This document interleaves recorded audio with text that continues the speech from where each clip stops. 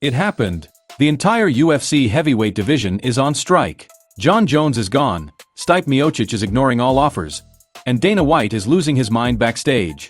But the biggest shocker? Max Holloway is revealing letters, memos, and even a phone recording that could destroy the UFC.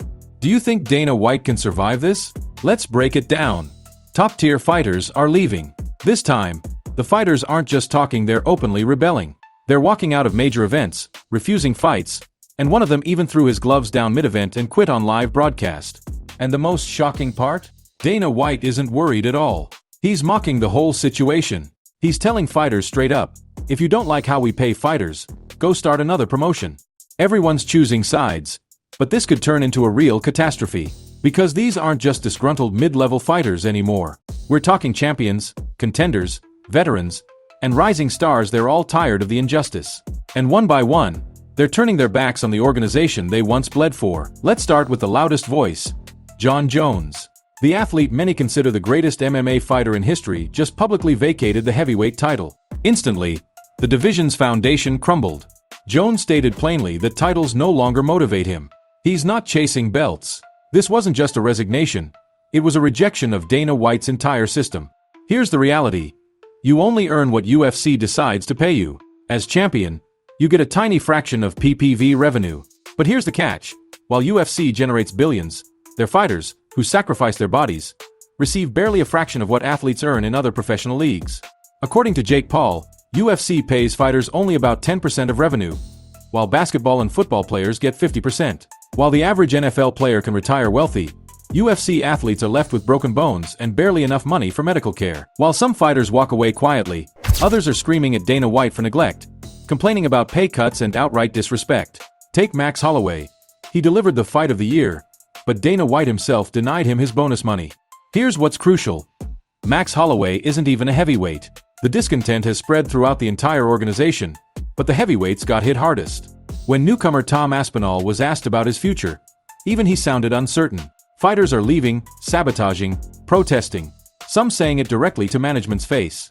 Fans are starting to ask, where are the heavyweight fights? The fighters respond, they're tired of being broken, tired of fighting for money that isn't enough. This isn't just a crisis. This is the beginning of the greatest collapse in UFC history. When your champions surrender their belts, your fighters abandon their careers, and your business model shows cracks. How long can this structure last? We're talking about the biggest, most powerful combat sports organization in the world. The Gladiators, the Knockout Kings, no longer want to be pawns on Dana White's billion-dollar chessboard. Let's remember how it all began. At first, people refused to believe that the UFC, this unstoppable money-printing machine, could ever falter. But when several top-tier athletes either refused fights, retired prematurely, or transitioned to boxing, it became impossible to ignore. The most striking departure was Francis Ngannou, the former undisputed heavyweight champion, the baddest man on the planet, leaving UFC at the peak of his career. Because Dana White refused to pay him what he was worth. Ngannou asked for just two things: fair compensation and freedom to pursue boxing. Instead, UFC stripped him of his title and cut him from the organization. And what happened next? Ngannou earned millions for his debut fight with Tyson Fury. He made more money in one night than his entire UFC career. That moment signaled to every fighter, there is life after Dana White, and it pays much better. UFC tries to present itself as a noble enterprise investing in fighters, but the reality is more sinister. Fighters are silenced while the organization hoards every new dollar. Now back to Jon Jones, UFC's own hero. When he moved to heavyweight, fans anticipated legendary matchups. Then Jones declared, "My body no longer craves championship belts," and suddenly, he was gone. Just like Ngannou. Two heavyweight legends, tired of being cash cows. But Dana's response remains the same. If you don't like the terms, walk away. And if you think they're still getting paid well, think again. Ask Max Holloway, who delivered one of the most thrilling fights in UFC history but didn't receive a single bonus cent from Dana White. This isn't an isolated incident. It's a system. It's a culture. And more fighters are starting to speak the truth. If you talk to fighters privately, they'll tell you the same thing.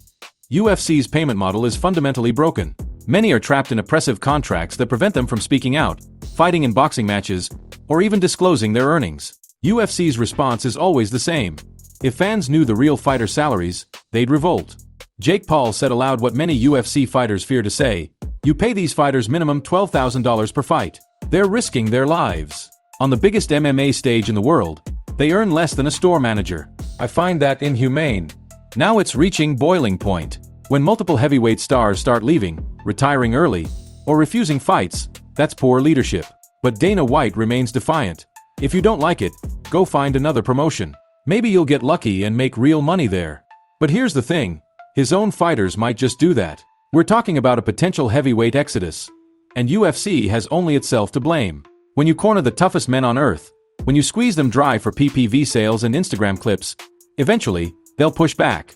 What show will you have left for viewers then? According to an internal source who requested anonymity fearing retaliation, a group of heavyweights, including 2 former interim champions, 1 current champion, and 3 top 10 contenders, began secretly sharing salary data through encrypted messages in early 2024. Why encrypted? Because publicly discussing UFC's pay system leads to blacklisting. This isn't speculation, it's Dana White's documented response, and fighters know it. So they started comparing records, actual paychecks, bonus payments, losses from personal sponsorships blocked by UFC's exclusive deals with partners like Venom. The evidence is mounting, and the dam is about to break. The private messages reveal shocking numbers. One fighter received $300,000 for a main event that sold 800,000 pay-per-views. Another writes he got just $160,000 for a fight with 1 million PPV buys. A third fighter states, "They promised me a $100,000 bonus. I received only $15,000. Then screenshots emerged in group chats. Fighters wrote, "We're risking brain damage for 20 times less than Jake Paul makes. My win bonus was smaller than my Abu Dhabi hotel bill. Guys, I'm ready to leave after the next event. Already talking to lawyers. Do you realize Dana will blacklist us all?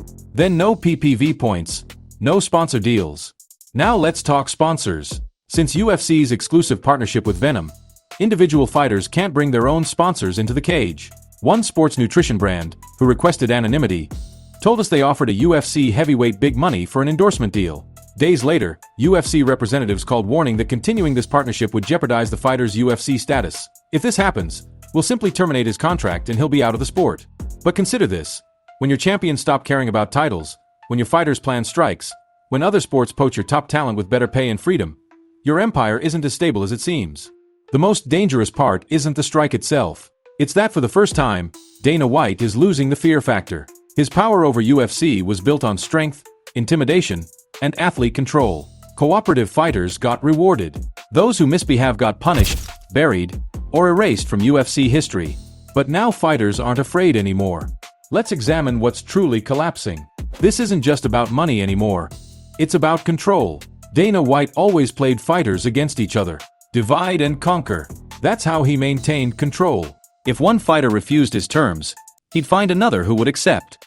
But the game has changed. Jon Jones, gone. Title vacant. Will only fight on his terms. Francis Ngannou, gone. Got paid. Now earning in other promotions. Tom Aspinall, staying publicly quiet but privately supporting the strike. Stipe Miocic, refusing offers until they bring him a truckload of money. Several young, prominent fighters are reportedly sabotaging or actively planning their exit. Informed sources close to UFC have quietly confirmed the existence of a blacklist, an unofficial roster of fighters, agents, and sponsors who publicly supported changing fighter pay structures. Those listed faced exclusion from major events and lost post-fight bonuses regardless of performance. But a problem emerged. Fighters started leaving, and the blacklist strategy backfired. Even Dana White's most loyal allies are reconsidering their position. Here's why it matters. UFC's biggest TV deals depend on guaranteed viewership, and nothing draws more eyes than heavyweight title fights. With fighters refusing to compete, projected viewership numbers are in freefall. Analysts are quietly adjusting Q4 expectations, and at least one source reports negotiations have begun about potential financial penalties. This means if UFC can't deliver promised fights, they could lose millions. News has emerged that Dana White's team has started secret talks for a desperate super fight designed to grab headlines, restore order, and buy time. A proposed Sean O'Malley vs. Conor McGregor catchweight bout in Saudi Arabia. They're trying to pit UFC's 2 biggest personalities against each other to make the world watch this expensive spectacle. These are classic Dana White tactics to protect the company, but it's clear this plan isn't working. What happens when the biggest men in your sport are no longer afraid?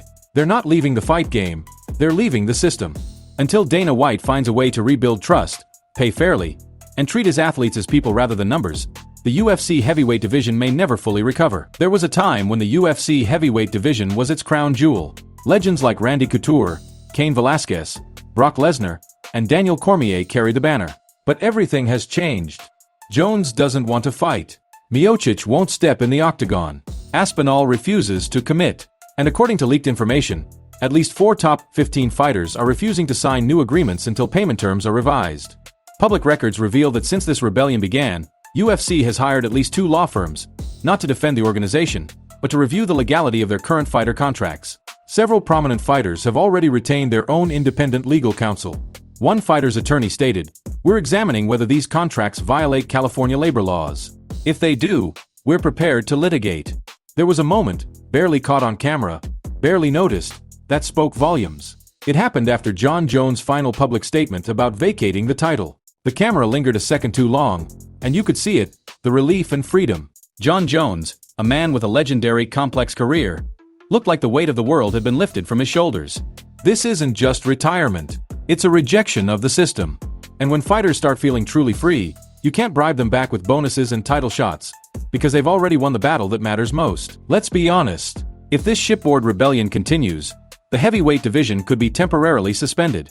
Dana White would be forced to reconsider contracts across all weight classes. UFC could lose key broadcasting partnerships. The Fighters Union, once laughed off as a fantasy, could become reality. What's Dana White's next move? He could negotiate. He could make concessions. He could try to buy off fighters one by one. But unless he fundamentally changes how UFC does business, this crisis will persist.